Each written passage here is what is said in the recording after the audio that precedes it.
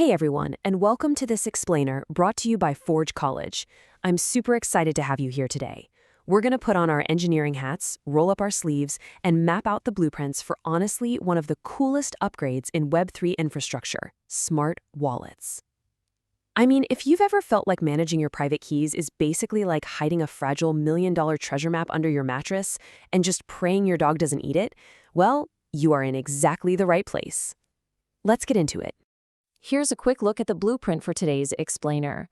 1. Welcome to Smart Wallets. 2. Defining the Smart Wallet. 3. The Great Wallet Comparison. 4. The Policy Engine Metaphor. And 5. Conclusion and Next Steps. Section 1. Welcome to Smart Wallets, Bridging Identity and Accounts. Okay, so think back to your previous capstone build. You spent a ton of time working with soulbound tokens and diving into on-chain identity, right? You saw exactly how persistent identity claims operate. Now let's look at how that maps perfectly to today's topic. Smart wallets are essentially the missing link here. They take those passive identity claims and suddenly make them actionable on-chain. They enforce identity-linked policies, which completely upgrades your account from this silent, static address into a dynamic, active vault that actually knows who is knocking on the door and exactly what they're allowed to do. Section 2. Defining the Smart Wallet, Logic over Keys. So what exactly is a smart wallet anyway? Simply put, it's an account where the behavior is governed by programmable logic rather than just one single private key. Think about the old model for a second. One private key equals total control. It's a massive single point of failure. It's literally like having one single master key that opens your front door, starts your car, and unlocks your bank vault. But with a smart wallet, that authority is split up. It's divided among multiple keys, programmable policies, and on-chain code. It fundamentally shifts the power dynamic away from one cryptographic string you have to desperately hide toward dynamic, rule-based logic that actually works for you. Now, when we get down into the actual technical architecture, smart wallets generally fall into two broad buckets, and you can tell them apart by asking where their state is stored. On one side, we have smart contract accounts. With these, the wallet's policy is stored entirely on-chain as contract storage. It's a natively deployed smart contract holding your assets and enforcing the rules. On the flip side, we have enhanced client wallets. These actually keep your funds in a standard externally owned account, but they stick an off-chain middleware or relayer in the middle to give you that rule-based behavior. So if you ever want to instantly tell them apart out in the wild, just ask yourself one core engineering question. Where does the logic live? Is it immutable on-chain or orchestrated off-chain? Section 3. The Great Wallet Comparison, Traditional versus Smart. Let's systematically walk through this spec sheet. Starting with authority. A traditional EOA relies completely on a single private key, whereas a smart wallet uses multi-key or policy-based authority. Then there's recoverability, and guys, this is a massive leap forward. Traditional wallets rely 100% on a seed phrase. If you lose that piece of paper, your funds are just gone forever. But smart wallets support social recovery quorums or even time-delayed rescue flows. Upgradeability? Totally non-existent for traditional EOAs, but smart wallet logic can actually be patched.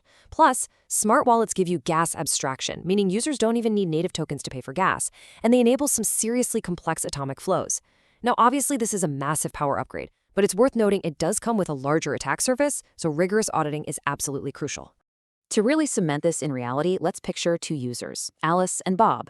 Alice is clinging to her traditional EOA. Now, sure, she loves the feeling of direct control, but she's currently sweating bullets over a fragile piece of paper with 12 random words scribbled on it. She's literally living in fear of a spilled cup of coffee or a misplaced notebook. Meanwhile, look at Bob. Bob is smoothly running a DAO treasury using a smart wallet. He's got multi-signature approvals set up for large transfers, he's spinning up temporary, low-risk session keys for his daily contractors, and he's using time locks for maximum security. If Bob loses a device, no big deal, he just initiates a delayed rescue flow. If Alice loses her paper, well, she loses her entire digital livelihood. The difference in user experience and safety is just night and day. Section 4. The Policy Engine Metaphor, the Engine of Rules. I want you to think of this policy engine almost like a mechanical assembly line. Step 1, gather the inputs. And we aren't just talking about simple signatures anymore. Inputs can be contextual data, like the exact current time, fluctuating gas prices, or verified on-chain identity claims. Step 2, evaluate the rules. You feed all those diverse inputs right into your engineered logic. And finally, step 3, emit the outputs. The engine mechanically weighs the inputs against the rules and makes a firm decision. It either permits the transaction, denies it, or composes a complex sequence of atomic actions across multiple protocols, all in one single breath. This programmable setup gracefully solves three massive headaches that single-key accounts have always struggled with. First up, recoverability. You can finally say goodbye to the lost seed phrase catastrophe. You can actually program a quorum of trusted friends to recover your account safely. Second, delegation. Imagine letting a mobile payment app spend up to a $50 daily limit for coffee, but without ever handing over the master keys to your life savings. Huge, right? And third, conditional control. You can hard-code spending budgets, enforce time locks, or even require specific identity claims before interacting with a whitelisted contract. Your wallet basically transforms into an active 24/7 security guard that works entirely on your behalf. Section 5. Conclusion and next steps. Wrapping up the blueprint. Let's turn all this theory into practice with 3 major takeaways for your future builds.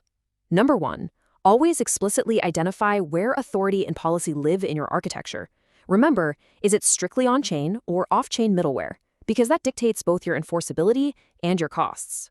Number 2, make sure you match the wallet choice to your specific user requirements. If they just need simple custody, an EOA might do the trick. But if you need recoverability and delegation, a smart wallet is absolutely mandatory. And number 3, always design for testability. You have to treat wallet policies exactly like production code. Write comprehensive unit tests and recovery tests so you can guarantee absolutely predictable behavior on-chain. So, as we wrap up this explainer, I want to leave you with a bit of a provocative question to chew on.